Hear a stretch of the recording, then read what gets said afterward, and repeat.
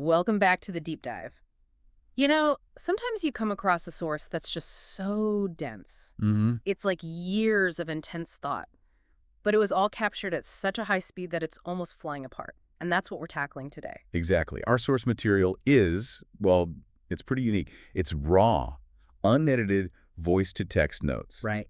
taken during what the creator called a cannonball road trip from Phoenix to Austin. Hmm. And what comes out of it is this blend of deep personal reflection, some real entrepreneurial philosophy, And a surprisingly radical technical blueprint for a communication. very radical one. It's just this high-octane information stream. So our mission is, I think, pretty clear. We need to unpack their philosophy on productivity, that journey to what they call financial clarity. And then we have to get into the technical details, this custom anti-surveillance communication protocol. Built entirely on file management. It's wild. So if you're out there trying to make sense of your own, varied career, Mhm. where you just feel buried under all the digital sludge and you need to focus on what matters, Then this deep dive is for you. We're going to break down how one person is designing their systems to literally force intention and clarity. Okay, so let's unpack this. We have to start with the foundation, which is the career. Yeah. Because what stands out immediately is that this work history, it doesn't look like a LinkedIn profile. It's more like a map of just pure curiosity. It's less a ladder and more a series of high-stakes experiments. Yeah. And the key insight here is that all their current ideas, these radical ones, Yeah. they're all built on synthesizing this huge breadth of experience. From the very physical to the very abstractly digital, it's all about learning by doing. And we can kind of group this history into maybe three themes, right?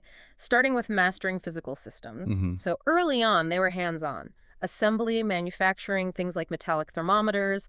Then they move into industrial equipment, troubleshooting, DNC machines. DNC, yeah, direct numerical control. So think about the systems that run automated tools in a factory. Mm-hmm. That's real-world, high-precision engineering. Understanding how the hardware actually behaves and then being able to translate that into code, that's a rare skill. And that physical knowledge, it just seems to flow right into complex digital systems. We see custom web development, early e-commerce, building websites for, local government. And that's where all the acronyms start stacking up. Mm-hmm. ASP, Microsoft SQL Server. I mean, that's classic back-end architecture for handling big, complex data sets. Then we get to the consulting phase. This is where it feels like the synthesis really kicks in. Right. Software consulting for huge firms, Samsung, Dell. But the real depth seems to come from their work with places like Hoover's, applying extreme programming, XP. And XP is so key here. It's that really disciplined, rapid development style. Constant testing, constant refinement. So they're building complex APIs using REST and XML, programming in Java Spring. This isn't just, making a web page. No, this is designing the digital plumbing for massive systems. Yeah. But the interesting thing is how all these different interests just merge. They mention taking a welding class, which somehow leads them to thinking about shipping containers. Which becomes the idea for Doc's Lab. Exactly. And property management isn't just about collecting rent. It becomes DJQ properties, Airbnb, with a focus on elevating the whole experience. Their ability to just transfer knowledge is the key. Taking the precision from troubleshooting a DNC machine or the customer focus from their custom PC sales venture and applying that to property management or software, that's what allows them to now design these radical new systems. The foundation is all of that synthesized cross-disciplinary knowledge. And that deep, varied foundation. It brings us right to the philosophy that just underpins everything else they talk about, this radical pursuit of clarity. This part of the source gets really reflective. The creator talks about their 30s as a decade for developing social skills, building a network. All while aiming for financial independence. Right, which they'd been tracking since they were 25 in an old Excel file. But even with all that planning, they admit to this recurring panic over finances. Which they trace back to past trauma. And this panic, it creates this really dangerous internal conflict, this fear of slipping backwards. And having to take a safe, six-figure corporate job. A job that would, in their words, kill your soul. It's that classic conflict, right? You need to upgrade your life, but you have to protect your creative time to build the things that actually matter. And that cycle of panic-driven grinding is exactly what they decided to break. And the solution, this is the part that really stood out to me, this radical shift in how they allocate their time. Yeah. Replacing 10 hours of normal work with 8 hours of developing clarity. and only 2 hours of actual working. It's a staggering inversion. I mean, if you're a high achiever, you're taught to just grind, maximize output. But they define this new ratio as work well organized. So the prerequisite for any action is just intention. Pure intention. But what are they actually doing in those 8 hours of developing clarity? I mean, it can't just be staring at a wall. That is the critical question. And from the notes, it looks like clarity involves deep synthesis, a lot of advanced research, deliberate strategy mapping. Okay. And, crucially, active reflection. It's the difference between blindly doing tasks because you're in a panic versus setting your own trajectory based on your own principles. So if you spend 8 hours charting the course, then the 2 hours of action are guaranteed to move you in the right direction. it's about eliminating the accidents that come from just being reactive. They connect clarity directly to safety. They say you can, quote, eliminate almost all accidents by being more intentional, being more present, and staying out of trouble. This is all about building your own luck. You know, a master makes something look effortless because they've already thought 20 steps ahead. Right. If you operate with that kind of clarity, you avoid the paths that lead to waste or damage or financial stress. It removes the need for that constant hyper-alert urgency. Which flows right into their theme for the future. The goal to savor 2026, not just save. It's a philosophical pivot, away from scarcity and panic and towards abundance and actually enjoying success. And there's this very personal reflection in there, too. The idea that an older version of yourself, they call it old O, will always step in and support you. You build internal resilience so you don't need to rely on external crises to force you to act. That self-trust is the ultimate anti-panic strategy. Okay, so this whole focus on intentionality, on precision, it's the perfect bridge to their technical blueprint. Exactly. Because if you spend 8 hours achieving that level of clarity, you can't just pour your output into some noisy, low-signal system. The systems have to match the standard of intention. And this is where that car analogy they mentioned later.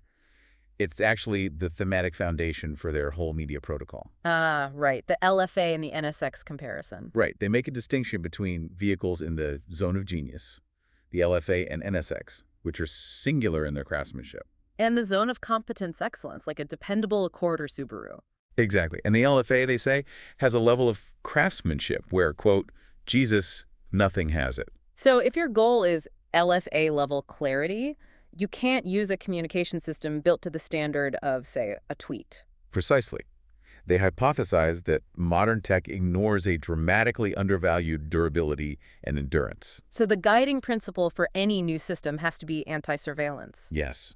Built for enduring value, not for just harvesting your attention for a moment. And this leads them to be pretty cautious about modern tools, especially AI. The source points to research suggesting AI is making people dumber, not in raw knowledge, but in critical thinking, in synthesis. It forces you to walk with clarity in mind. You have to know what you want before you even prompt the machine. Otherwise, you just get high-quality noise back. The 8 hours of clarity has to come first. Always.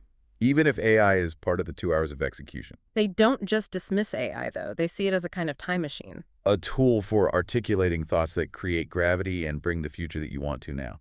The intention is the gravity. Yeah, exactly. Like telling the AI to generate a video in a specific style, featuring a personal, aspirational item like their LFA. Even if there's a little loss of fidelity in the image, the goal is to articulate the future, not perfectly copy the present. And that intentionality extends to their planned output, too. They talk about ideas like a quarterly magazine or even just a virtual postcard. A picture, a thought, a link. Low frequency, high signal. And refining that signal is key. They suggest using an invite-only private Instagram as a kind of testing ground. To make sure only content the creator themselves would actually want to watch gets out. And they have this very specific vision for content, a super close-up shot of putting a cassette tape into an NSX, loading the Dirty Vegas song, I Won't Let You Go. And then just cruising. That's pure intentional nostalgia mixed with precision engineering. And that focus is enforced by a really strict process. The source hammers on the importance of a weekly Sunday review, forcing them to go back through everything they created to make sure nothing worthwhile gets lost. All of this is just the groundwork for the system itself. If the current environment is social, low-grade slop and human trafficking by the robots. Which they shorten to Eggman exploitation. Right. Referencing the surveillance and manipulation and toxic social media. If that's the problem, the solution has to be radical. And the radical solution is the Git communication system. Yes. The vision is for a private social network, a community built entirely on the Git protocol. So forget proprietary databases, forget central servers. The architecture is fundamental. All you need is folder and files. Huh. That's the mantra. They say any Git repo will work, but suggest GitHub just for easy onboarding. Okay, let's talk structure, especially for any developers listening. The way they handle identity is revolutionary. It's all about user:1, which reinforces their core philosophy.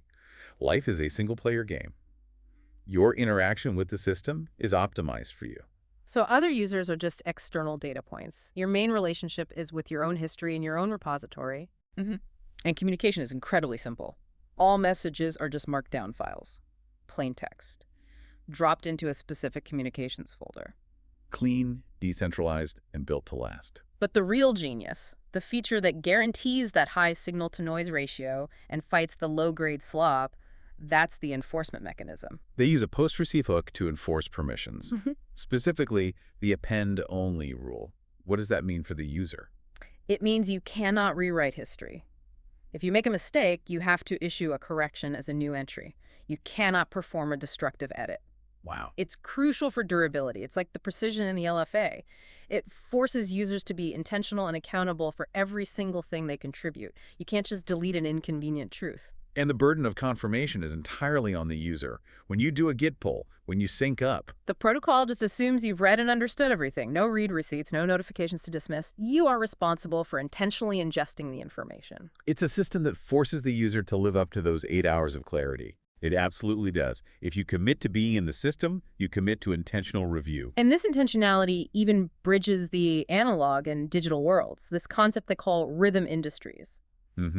They envision recording reflections, memos, onto a cassette tape on Sunday night. And they specify, ideally, using a high-end Nakamichi Dragon deck. Of course. This analog dictation is a forced moment of presence. That tape is then transcribed, and the output creates a GitHub issue or memo. The voicemail from the boss concept. The physical act of recording on a tape enforces the discipline you need for high-signal creation. And this whole body of work is planned to be hosted at rhythmindustries.com. Yeah, as a fictionalized narrative, using slight fiction and these incredibly nerdy file formats, mbox files, old antex files, backdated dates, to give it the weight of a real historical exchange. It creates an artifact that feels both timeless and engineered. And the whole system's interface is meant to evolve with you. Version 1 is flashcards. You literally have to hit enter to read every single line. Forcing slow, deliberate consumption. That's brilliant for new users. Right. Version 2 shows you all the changes, like a standard Git diff. But the real power user mode that lets you leverage the full version history, complex branching. Because true mastery is about understanding the evolution of a thought, not just its latest version. Exactly. We've covered a remarkable amount of ground here. We've tracked a career defined by just massive diversity and synthesis. We moved through a philosophy that radically prioritizes clarity, 8 hours thinking for 2 hours, working over just mindless grinding. And we detailed a technical blueprint for an anti-surveillance, intentional, and private social network built entirely on the rigor of Git. So whether you're a developer who is tired of data exploitation or you're just someone drowning in notifications, the core principle is universal. You have to design your systems, personal and digital, to enforce focus and intention.